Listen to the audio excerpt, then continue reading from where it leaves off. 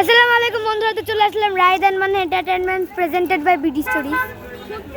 তো আজ আমরা চলে আসলাম মানিকগঞ্জের বালিহাটের জমিদার বাড়িতে। এখন আমার টিকিট কেটে আসি। বাবা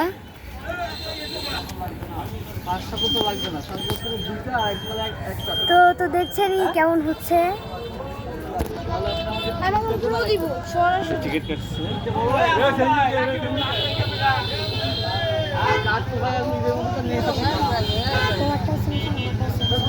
আমারটা আরো দামি Samsung, American Samsung. Like a ghost house, but it's Jamidar's house.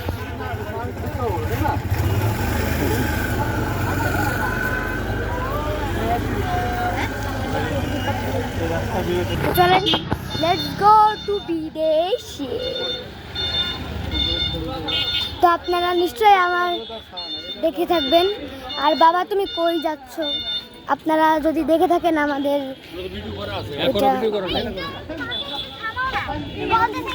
কিছু হয় নাকি বলছে নাকি এখানে একটা সাপ আছে। গেটে ঢুকবো এখন আমরা জমিদার বাড়িতে, জমিদার হতে যাচ্ছি।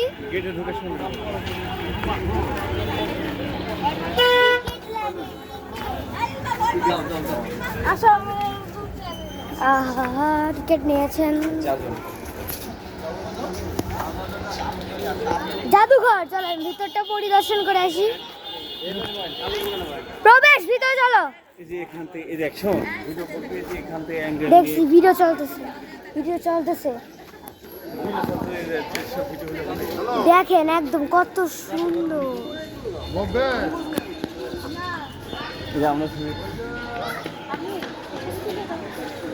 জমিদার বাড়ি একদম রিয়েলিস্টিক।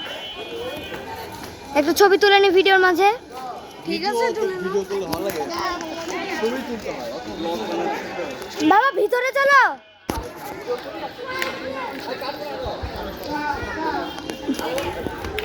জমিদার বাড়ি পরিদর্শন করতে এসে আমরা এত সুন্দর একটা জমিদার বাড়ি দেখে অবাক হয়ে গেলাম।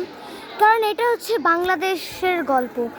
আমাদের রায়দান মান্না ভিডিওকে গড়ে তুলেছে বিডি স্টোরিজ কোম্পানি, মানে বাংলাদেশের গল্প কোম্পানি আমাদের রায়দান মান্না বিডি স্টোরিজকে গড়ে তুলেছে। আর হচ্ছে ভিডিও থেকে আমরা চলে তুলেছি। তাই বাংলাদেশের যত রহস্য আমাদের জন্মভূমি বাংলাদেশের যত রহস্যময় জিনিস আছে সব দেখবেন Raidan Manna entertainments presented by BD স্টোরিজে। তো চলেন, আমি একদম ঘেমে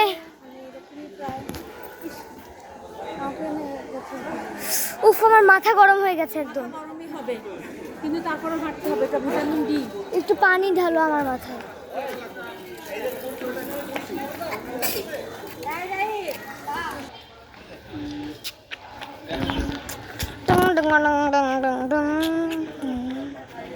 এই ভবনটি গোবিন্দরাম সাহার তৃতীয় পুত্র আনন্দরাম সাহার ব্যবসায়িক ও প্রশাসনিক কাজে ব্যবহৃত হতো।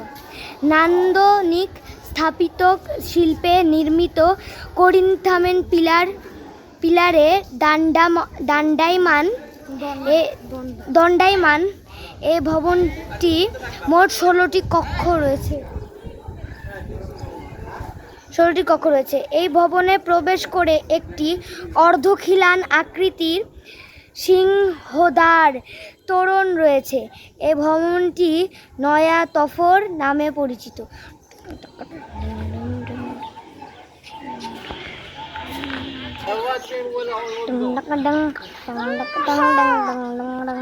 তো চলেন আমরা একটু ভিতরে যাই। আমার বোন, আমি একটু গেটটা খুলে ঢুকি। এখান থেকেই দেখুন। এরপর আপনাদের ভিতরটা পরিদর্শন করে দেখাবো। অনেক মানে শত শত বছর আগের জমিদারি বাড়ি। কেউ ভিতরে ঢুকছে না, সবাই দৌড়াচ্ছে ছায় আগুনে। এই মা, প্রবেশ।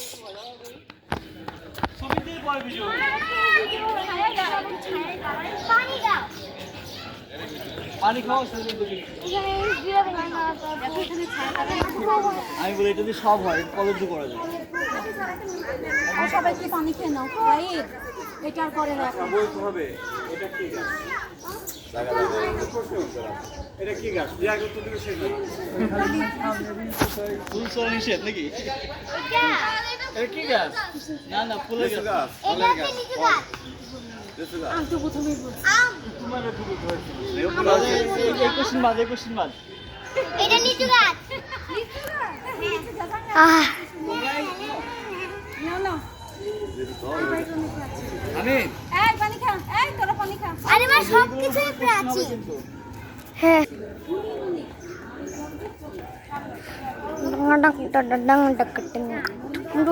এখন আমরা দেখাবো বালিঘাট, মানিকগঞ্জ বালিঘাটের জমিদার বাড়ির সিলমোহর।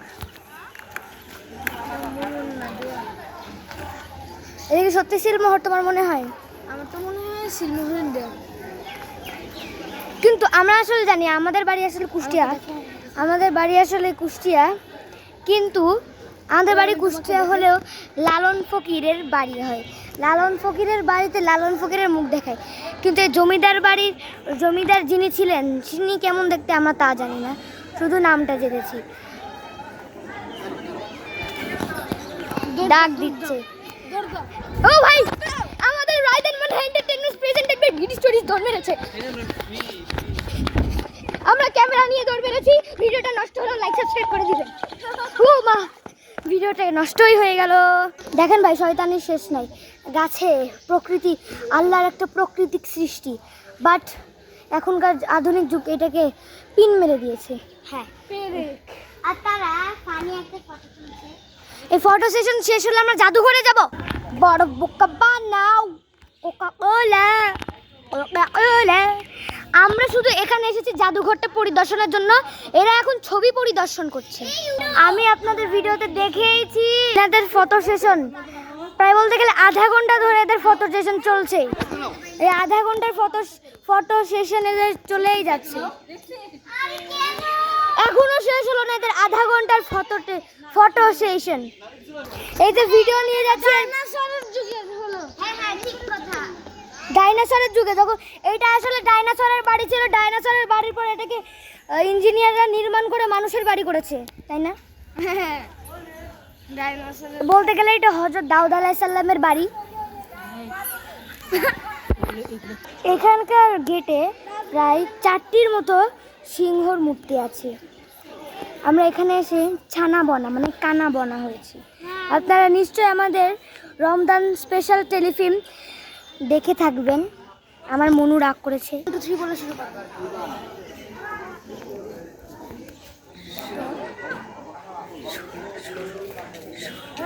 শুরু আমরা একটু মোবাইল নিয়ে ঝগড়া করছিলাম।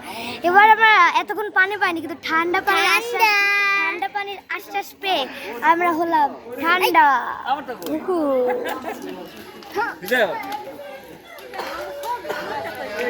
পড়েছি, এখন আরেকটা বোট পড়বো। ছোট পুত্র গোলাপ রাম সাহার ব্যবসায়ী হয়ে গেছে, বাসায় প্রশাসনিক কাজে ব্যবহৃত হতো না। স্থাপত্য শিল্পে নির্মিত করিন্থিয়াম পিলারে দণ্ডায়মান এই ভবনটি মোট 23টি কক্ষ রয়েছে। ভবনের গায়ে বিভিন্ন ফুলের কারুকার্য, এই যে ফুল ও ভাস্কর্য বিদ্যমান, ওই যে ভাস্কর্য। এই ভবনে প্রবেশের জন্য একটি অর্ধখিলান আকৃতির সিংহদ্বার তোরণ রয়েছে। এই ভবনটি ছোট তরফ নামেও পরিচিত। এটা মা, এই যে ছোট তরফ, আর এটা হচ্ছে তৃতীয় তরফ, ছোট তরফ। আর এটা হচ্ছে তৃতীয় তরফ। ব্যাপারটা তো এরকম। এই প্রশ্নের উত্তর মানা দিতেই পারবে না। প্রশাসনিক ভবন এটা, ঠিক আছে, ব্যবসার কাজে ব্যবহার করে। আর ওই যে তৃতীয় ছেলের জন্য যেটা বানানো হয়েছে ওইটাও ব্যবসার কাজে ব্যবহার করা হতো। গোলাপ সাহা। চলো এখন আমরা যাব ভিতরের দিকে, এখন যাব মিউজিয়ামে। যদি চলে যাই তবে চলেই যাব বিদেশে। তো বেশিরভাগ ঐতিহাসিক স্থান বলতে গেলেই তো বিডি স্টোরিজ মানে বাংলাদেশের গল্প আমাদের এই মিউজিয়াম। বিডি স্টোরিজ ফালতু, রিয়েলি বাংলাদেশের গল্প। এখানে আমাদের মুক্তিযুদ্ধের ভিডিও, অনেক কিছু। তুলসী, তৃতীয় পুত্র গোলাপ। আরে তুলসী মামা, এবার এদিকে আসো। মিউজিয়াম খুলছে।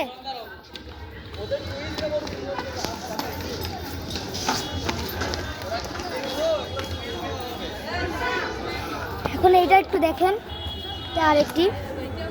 এই ভবনটি গোবিন্দরাম সাহার দ্বিতীয় পুত্র পণ্ডিত রাম সাহার ব্যবসায়িক প্রশাসনিক কাজে ব্যবহৃত হতো। নানান দিক স্থাপিত শিল্পে নির্মাণিত 16টি কক্ষ রয়েছে। ভবনটি দ্বিতীয় তলায় রংমহলে বর্ণিত জাদুঘর স্থাপন রয়েছে করা হয়েছে। এই ভবনে প্রবেশের জন্য একটি অর্ধখিলান আকৃতির সিংহ তোরণ রয়েছে। এই ভবনটি মেঝো তরফ নামে পরিচিত। মেঝো তরফ।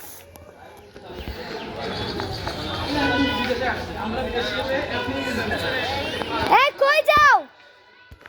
আর আসেন এবারকার এই বোর্ডটা দেখি। এই ভবনটি গোবিন্দরাম সান্তের জ্যেষ্ঠ পুত্র দধিরাম সাহার, সব বড় তরফ, মানে আমরা সব বুঝে গেছি, সব ব্যবসায়িক এলাকা। ওইটা হচ্ছে মেঝো তরফ, এরপরেরটা হচ্ছে লাস্টেরটা ছোট তরফ, আর তৃতীয় ছেলেটার তরফ হচ্ছে সেঝো তরফ, দ্বিতীয় ছেলেটার তরফ হচ্ছে মেঝো তরফ। আর খালি ফটো আধা ঘন্টা ধরে ফটো সেশনে চলছে। দেখেন নাট্যমঞ্চ, এটা খোলো বাবা, ধাক্কা মারলেই খুলে যাবে। হ্যাঁ হ্যাঁ হ্যাঁ, আসুন বাবা, আসুন।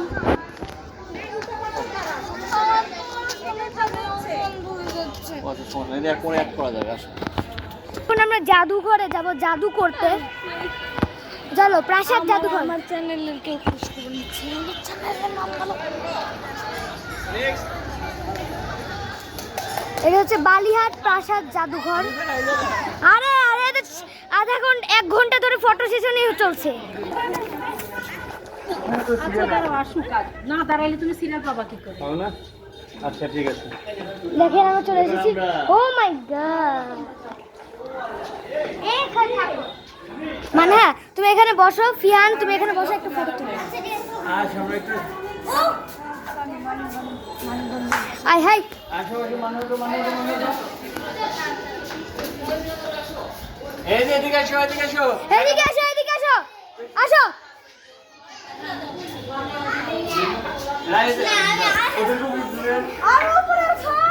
আরে আমি একদম উপরে উঠতেছি। তো এই যে আমরা এই সিঁড়িতে উঠে একটা ছবি তুলেছিলাম, এই যে মানহারও একটা ছবি তুলে নিলাম। চলো এখন আমরা জাদুঘরে যাব। জাদুঘরটাই আসল। জাদুঘরটা তো যাবো, ওটা জানার জন্য। হ্যাঁ আমি জানতে চাই, কিন্তু জানতে দাও না তোমরা। আমরা যাবো জাদুঘরে।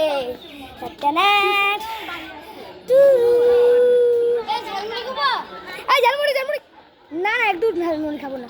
এই গরমে ঝালমুড়ি খেলে মানুষের স্ট্রোক হয়। হ্যাঁ কুলফি। এই বেশিরভাগ ঝাপসা দেখে হয়ে যাওয়ার সময় এটা আমার কিরকম কথা।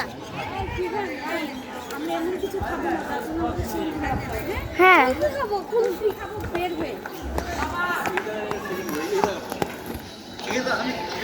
ছবির আগে আমরা ভিতরে ঢুকতে চাই। এটা প্রবেশ গেট। লেটস গো, তাড়াতাড়ি। এখন আমি ওদের হাত ধরে টেনে নিয়ে আসবো, কারণ বেশি হয়ে যাচ্ছে। তো আমরা এখন প্রবেশ করছি প্রাসাদে জাদুঘরে।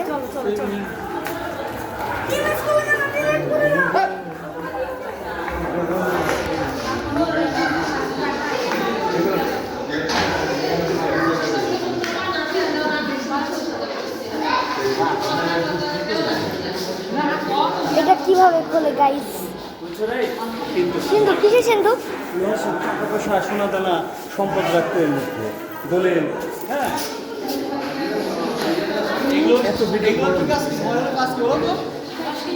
এই ভিডিওগুলো আমার শিখতে পারে না বাচ্চারা, মনে অ্যাটেনশন এখানে থাকে না।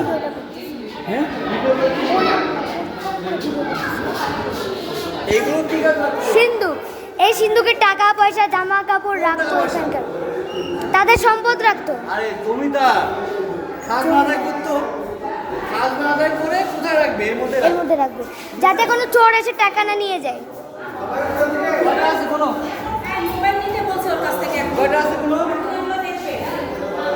একটা, দুইটা, উ, এটা ফাঁকা, এটা করতে হবে। 18 শতকে নির্মিত জমিদার এইসব লোহার সিন্দুক মূল্যবান দ্রব্যাদি রাখার কাজে ব্যবহার করত। অনন্তর মহলের বিভিন্ন কক্ষে হইতে এইসব সিন্দুক সংগ্রহ করে প্রদর্শনীর ব্যবস্থা করা হয়েছে।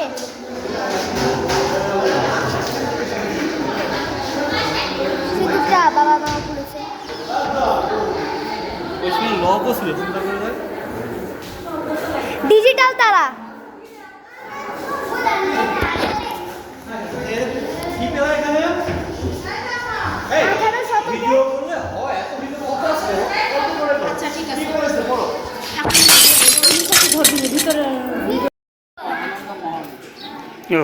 বাঁচতেছি না। এরা এত বেশি মানে ভবন দেখতেছে, কুইজ ভয় পাচ্ছে এখন। আমি কোনো কুইজ ভয় পাই না। আমি কোনো কুইজ ভয় পাই না। এখন যদি আমাকে ভয় করে তখন তো তাহলে না বলো, এটা দ্বিতীয় প্রশ্ন।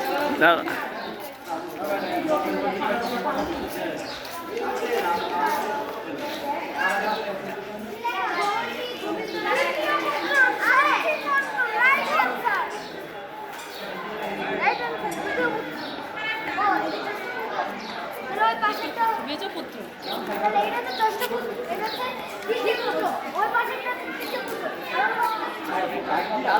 হয় না, আরো বিল্ডিং করতে